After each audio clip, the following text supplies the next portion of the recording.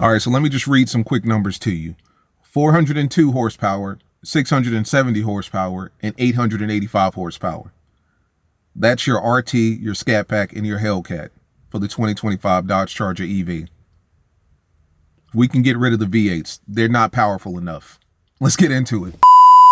What's up, guys? It's your boy Knockout360 here with another video, man. So you can tell I'm in a car that makes this a car vlog.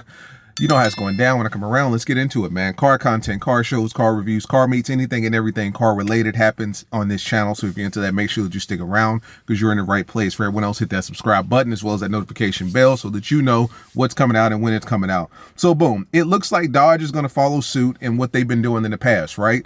We already know that they're going to come out with an inline-6 engine, what they're calling a low output and a high output. The high output's going to put down like 500 around there, and of course that's a gas-powered inline-6. We're not talking about that. We're talking about electricity, right? We're talking about CPU-powered, battery-powered vehicles, right? The same thing that's in this phone is going to be in your car in 2 years. The 2025 Dodge Charger SRT Daytona Banshee, basically the 2025 Dodge Charger EV, is going to be getting up to 885 horsepower. All right, so let me just start off the top there. 885 horsepower at the top of the line EV, okay?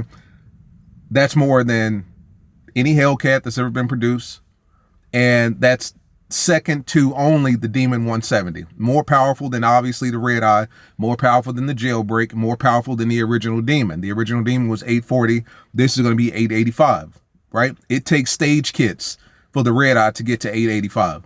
This is coming factory from the dealership at 885 horsepower, right off the top. Once again, second to only the Demon 170, which is, of course, 1,025 horsepower. But let me start from the bottom and work my way up, right? So you know how Dodge always does like the RT, the Scatpack, and then the HELLCAT, and then so on and so forth from there.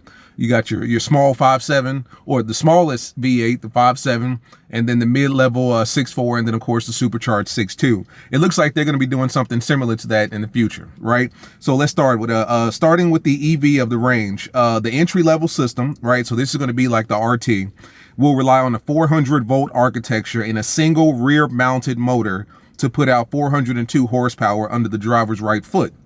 Initially, we thought it was going to be around like 456, but it's actually going to be about 402, which is similar to the RT, but actually more powerful than the RT. And to my understanding, this one is going to be all-wheel drive as well. So you've got 400 horsepower in an electric engine or electric motor, right? All-wheel drive. That's killing RTs all day long. Let's just keep it 100. It's more powerful. It's all-wheel drive, no spinning. That's your RT right there. That's your electric RT in the future. 402 horsepower. And that's coming from a 400-volt architecture. So I'm assuming a 400-volt battery and motor mounted some sort under the car. And it's a single, right? So pay attention to that, single, right? That's important. A 400-volt architecture in a single rear-mounted motor that's going to give you 402 horsepower. So that's your RT Charger right there. Your mid-range. So now we're talking about your Scatpack, right? Electric Scatpack, basically. Mid-range electric vehicle will also use a 400-volt architecture, but it will get a second front-mounted electric motor. So you're going to have two motors, one in the rear, one in the front. The first one only had one in the rear. This one's going to get two, one in the rear, one in the front. And this one's going to have an output of around 670 horsepower and through an all-wheel drive construction. 670. I mean, let's just keep it 100 here. That's a HELLCAT killer. That's a 717 horsepower HELLCAT killer. And probably getting a Red Eye off the line. A Red Eye will probably catch up to it.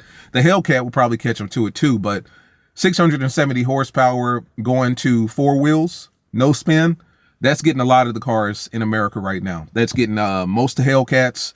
That's getting Z01s for sure, Mustang GT500s. That's getting the big three right there. And then, of course, we can even get into the AMGs. You can get into the McLarens, 570s, even 720S, all that stuff.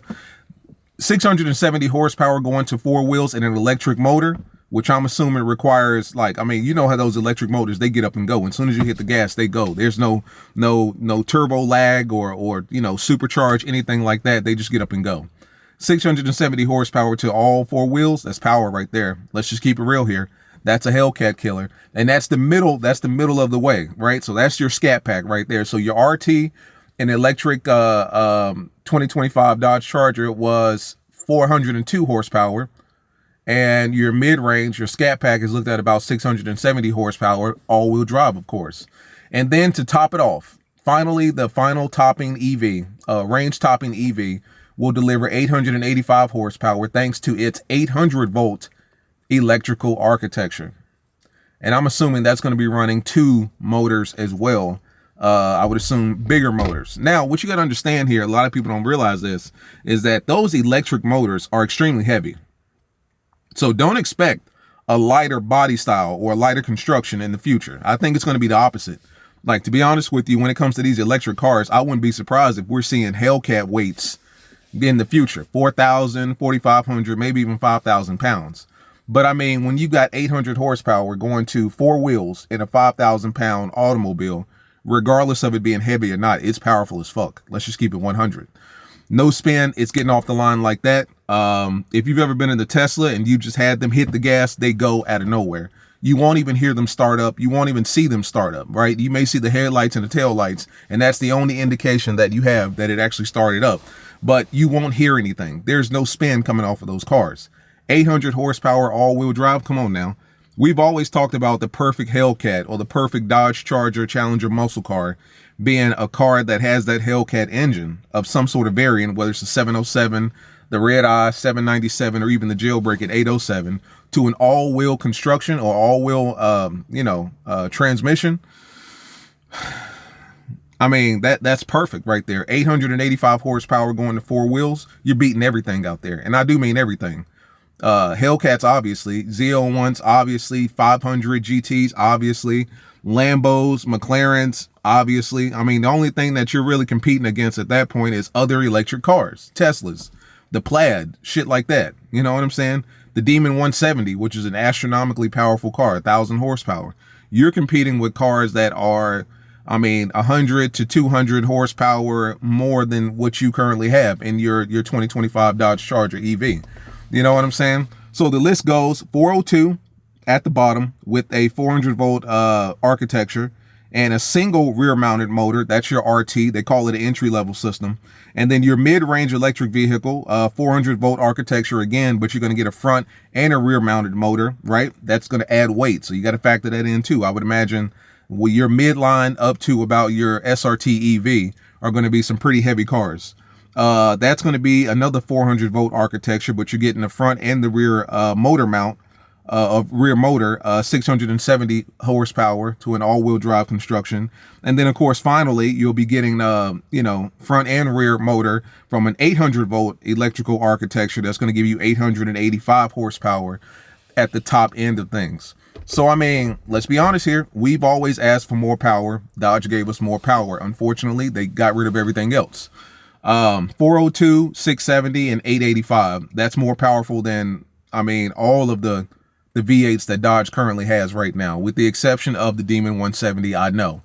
But even with the Demon 170, I mean, 885 horsepower, if you were to line those two cars up, you and I both know that 2025 Dodge Charger SRT Banshee EV is going to get at least, aside from the Demon having a perfect launch, no spin, perfectly prepped track, things of that sort. If that's the case, then the Demon's going to win that. Aside from that, you're on a highway, you're on WT Harris or Independence, and you got some slicks on, that SRT Banshee is going to get you. And then, of course, you'll catch up with them or whatever. But we asked for more power, and Dodge gave us more power. And to my understanding, they're also going to keep direct connection around in 2025 so that you'll be able to upgrade your 885 horsepower SRT Banshee. So I'm assuming you'll be able to take that 885 to probably 1,000 plus. Now, I don't know how that works in an electric vehicle. I would imagine it probably just plug a USB stick in your car or USB-C stick in your car and just download some files and, make it faster that way. But either way, I mean, they gave us everything that we asked for. We wanted more power in the RT. They gave us that. We wanted more power in the Scat. I mean, 670, damn. You know what I'm saying? Isn't that the Z01? The Z01 is standard like 650, 670, right? They gave us more powerful Scat. And, of course, they gave us some more powerful Hellcat. You know what I'm saying? 885 horsepower, which is more powerful than a jailbreak, a red-eye jailbreak, more powerful than a Demon, only second to a Demon 170. I mean, they're kind of building the perfect muscle cars, right? All-wheel drive, 600 plus horsepower, 800 plus horsepower. Unfortunately, they're all electric. They're not, you know, typical engine powered, you know. But that's what we got there, guys. So we got some official numbers here. I don't want to say official, they're speculating, but if the numbers are anything close to what I just stated there, I mean, that's more powerful than any of the V8s that Dodge gave us in the past. So that's what we're looking at. One thing I did want to bring out is 2025. They're no longer saying 2024. When we initially got word that these cars were dropping, everything was 2024. Yeah, everything was 2024, but now it's looking like 2025. So 9 times out of 10 in 24, we may get the inline 6 Dodge Charger, or we may not. We may just have, you know, 1 year where they're not even focusing on Chargers anymore, at least for a year, and then come back in 2025 with the new joints. Dodge has too much going on with the strike, getting rid of all these V8 engines. They got too much going on to be focusing on 2024. So 9 times out of 10, we're not seeing these cars until a year and a half from now, right? Talk to me, guys. How do you feel about it? The numbers, you know, the proof is in the pudding, you know. It's always been your boy Knockout 360. Like, subscribe, comment. See you guys in the next one. Peace.